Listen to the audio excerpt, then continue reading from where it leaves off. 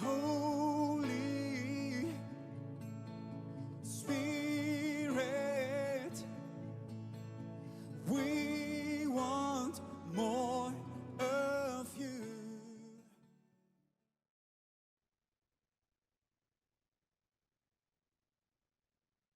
So welcome to part 2, and in part 2 we are looking at the factors why there has been an increase in negative mental health over the last 20 plus years. In part 1 we learned a couple of things. The first thing that we learned, what is mental health? And mental health, as described by the World Health Organization, was a very, very positive description of good, healthy interaction, able to cope with life. Generally, as we think of mental health today, we're thinking always in the negative. But what is important here is to know that this mental health problem is not a biomedical problem. The result of poor mental health impacts the body. And with our increase of medical knowledge, we are medicating mental health. But it's not a biomedical problem, and medication is not going to be the solution to achieve good mental health. And mental health is impacted by our thought processes and our mind. And we will be looking a little bit more at this, how our thoughts are created, in part 3. But for now, here is some scientific data that we can look at. So this is the percentage of people who had depression in the last 12 months by age in the USA. And I mean, the young adults is such a spike. It is quite frightening. Here's another little graph. And this is the use of medication, how much people are spending on drugs. And you can see the increase year and how it's increased year into the 2020. It's quite a sharp increase. And we know that the pharmaceutical industry is a billion-dollar industry. It's a massive industry. And obviously they're trying to promote their drugs, and obviously it's all about making as much money as they possibly can. And here's another little statistics. This is from the Children's Mental Health, a huge risk in severe cases by the BBC. And it shows the referrals to children and young people's mental health services is on the rise. And this is over a very short period, 2017, somewhere around there, to 2021. And I don't know where it's gone in 2022. But the young population today is the most medicated young population that we've ever had in all of history. And you will see at the end why this is the case. Now, I don't know how many of you can remember the beginning of the computer age and the beginning of the internet. I'm very fortunate. I grew up in a time before computers were a standard thing in our world. And I remember where we still had DOS, and we used to load programs on floppy disks, and it used to take about 5 minutes. You could go make a cup of tea while your program loaded. And there was all the frustrations that happened with those computers. And our first cause cited by most people to the increase of mental health has been the internet, the access to information. And the internet started becoming readily available in the 1990s. And obviously, this resulted in greater access to information, and often very wrong type of information. and also to greater frustration. And the frustration is the program's not loading and data not saved. I just remember so many times when I was working on my computer in the 90s, and you'd work a whole hour and then something would happen, the computer would switch off and you lost all your data, all your work for a last half an hour, and you had to do it all again. And that was just increased frustration and obviously a beginning. When is the power going to go out? Is it going to load? The anxiety begins to creep in.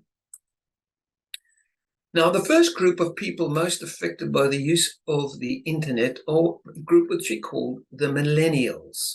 And the millennial generation is defined as anyone that was born between 1981 and 1996.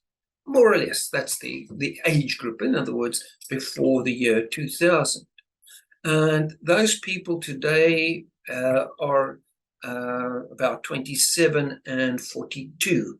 I've just increased the numbers to 2023. And this was followed by what we call Generation Z. And this is where I think we really start to see problems occurring. Now, the Generation Z is that generation after the millennials, probably 95 to 2012, 2013, 1996, somewhere around there. And this generation have been described as the me generation. It became a generation that has been very, very focused on what I want and about me. It tends to be very self-centered, and they can become very obsessed with social media.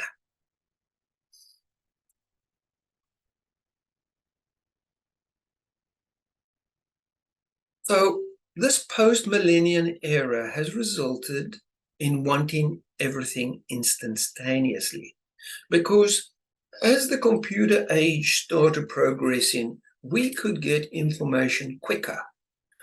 As science improved, we got everything quicker. We suddenly had instant coffee. We had instant food warming through the microwave. We had everything becoming instant. And this left people wanting things now. It's the now generation. And if they didn't get it now, it resulted in frustration and anger. And I mean, I've just seen it in my own work where somebody who couldn't get their headphones to connect to their computer for a consultation with me just lost the whole plot, started swearing. And we've lost the ability to be patient and to persevere. So this instant generation of the 2000s, instant this, instant that, I want, gimme, my name's Jimmy. We've lost this ability to be patient, to persevere. Now, this is by Kraut and Patterson, and in 1998, Kraut et al. Published one of the first studies to indicate that internet use in generally significantly affects social relationships and participation in community life. So that's the first thing that's doing. It's creating isolation. And then obviously, because we can't get what we want, despair, frustration, loneliness. And we've now have a generation that sits on their computers and not is having a useful, healthy, human-to-human interaction. We have forgotten the skills of how to listen to people and how to talk to people and how to express what is going on inside of us without being criticized because of this way that we are currently thinking. Because of isolation and loneliness, people started to get their identity, and this is very, very important. Getting their identity through what other people posted on social media. And it is strange how we look, this one is wearing that one has got that, this one has got that. And then this angst, I must get it. I mean, I've heard some people having total meltdowns, go into a shop and can't get the latest dress that they saw somebody on a social network page, a socialite, having. A total meltdown. We've lost our identity as people. Identity was now being redefined in people's thinking, not who I am, but what has somebody else got, and I must have that as well. And you're not okay if you haven't got the latest bling, the latest tech, the latest car, the bigger house, the salary, and obviously the body shape. You know, it's ridiculous when we look at the social media and the fashion industry, how they have to touch up everything. You have a model, and when she is being touched up with one of these computer programs, it hardly looks like the real person. We have created an imaginary world, and we've defined this is what we've got to be. Our identity of who we are as people is being lost.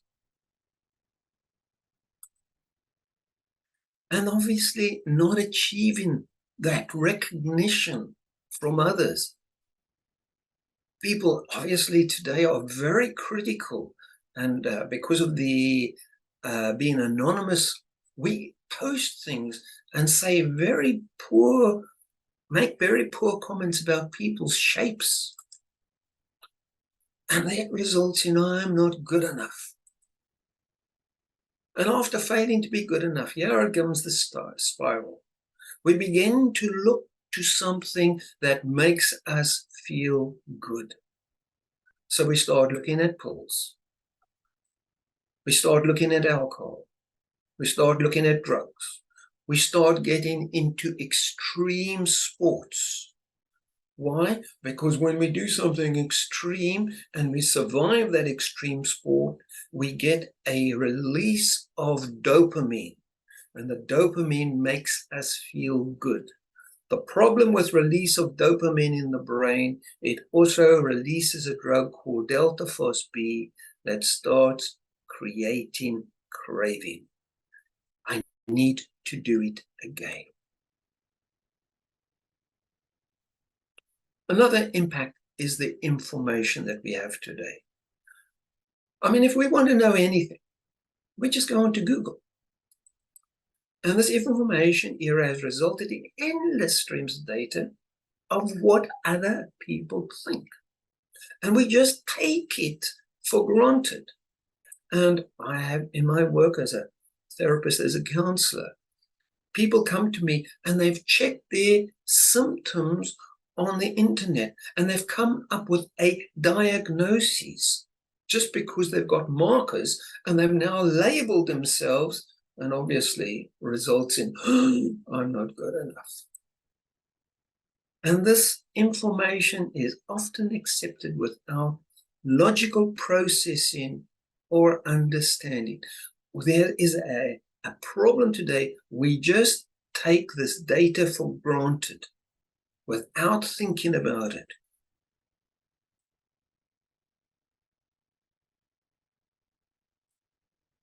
There's another problem in the 2000s, is the ability of credit.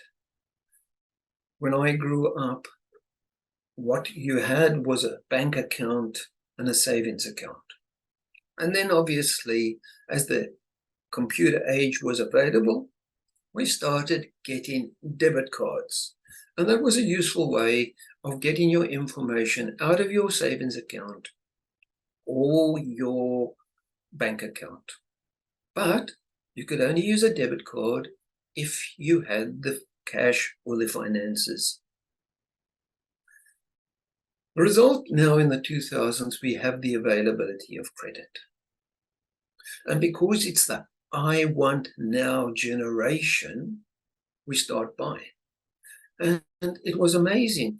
I worked with a guy, he had several credit cards which he was using for gambling, which he maxed out. Because of wanting it now, we have an increase in personal debt. And obviously, there's interests in that. And this is the national debt from 75 to 2022. It's just increased phenomenally over the years. Our personal debt is at the highest I think it's ever been in our whole lives in the general population. This increased debt has resulted in an increased need for both parents to work or the couple to work, because we've got this debt and we are always paying off interest, and we are now on a treadmill. The result in this need to work has resulted in an absence of fathers and mothers in the home because they are both out working. And we have created very, very busy lives for us, chasing our tails, trying to get ahead. And this results in tension, which happens between the couples. And as a result, because they haven't got the skills of communication and talking, there's an increase of divorce. The results, there is more single parent families. So now we're having families with absent one parent or the other, depending on who's looking after the child or children. The end result is latchkey kids without parental guidance. So the impact on the current generation. So with busy or no parents around, children are spending more time on screens, resulting in poor mental health. I mean, it's quite amazing. I see it so much today. I need to do something. I need to get the food. The kid is there. Just put them in their chair, give them their iPhone, let them watch something. Keep the kid busy so I can get on doing what I need to do. And now look at this. The National Childbirth Trust published the following. It is not just physical health that might be affected by too much screen time. One study found that as a child's daily screen time increased, children reported lower levels of self-worth and self-esteem, more anxiety and depression. And that's Public Health England 2013. Very recent. Another report on older children states the following. Excessive screen usage can also lead to a problem in social, emotional development, including obesity, sleep disturbances, depression, and anxiety. It can impair emotional comprehension, so we can't comprehend emotions, we can't connect with people, promote aggressive behavior, and hinder social and emotional competence. And that's the National Library of Medicine, published online in 2023. So these are recent researches. There are other factors that are causing an increase in mental health. And when we think of mental health, we can actually go before the millennials and go right back into the beginning of the 20th century, World War I, the Depression of 1932, World War II, etc., etc. But today we have worldwide political instability. We have the recession of 2008 with the Lehman Brothers crash that created a lot of increased anxiety. We have the problem of global warming today. We have racial tensions increasing, terrorism, wars. We have refugee problems. People are fearing these people moving into my community, and we stereotype them in some way, creates anxiety. And then obviously the COVID pandemic has created a lot of anxiety. And the impact of the COVID and pandemic of 2020, 21 into 22, we are only seeing the results of that on mental health now. And I mean, there's so much we can talk about what has happened with the pandemic and the impact it has had on children. It's just overwhelming. And so the downward spiral of poor mental health continues. Or does it have to? You see, it doesn't have to. But you, as an individual, will need to do something about it. You can either choose to continue in the spiral, or you can do something different. And this is what this whole talk is about. It gives you the skills to be able to do something different. But you will have to be determined, and you will have to persevere, and you will have to learn new skills.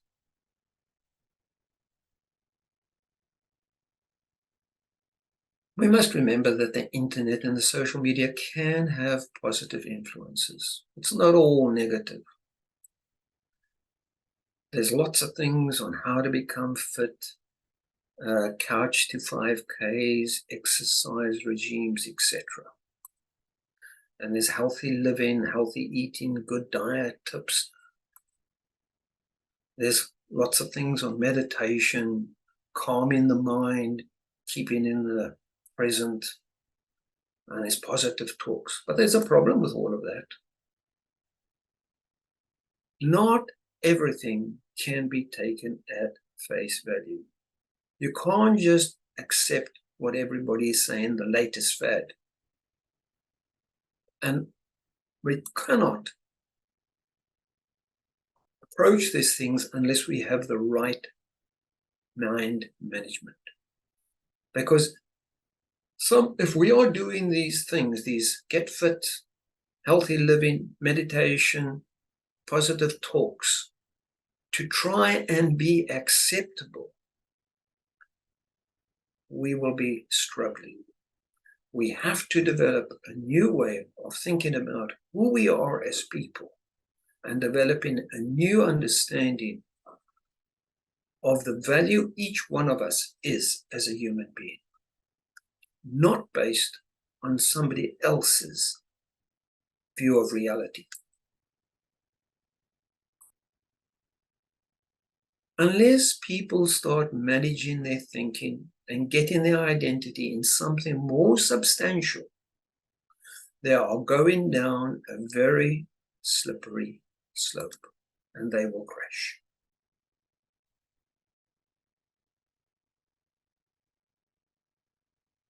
Here is the good news. There is nothing wrong with your brain. So you've got a brain, and you can use it correctly. Your brain, your mind has just been filled with wrong information. We need to change that information, and it can be changed. What we are talking about here is what we call neural plasticity. Your thinking can be changed. By thinking differently, you can change the negative into a positive. In our next talk, we will be looking a little bit at our mind, our thinking, and the brain, and how they interact, and what and how our thoughts are created and the information that is used.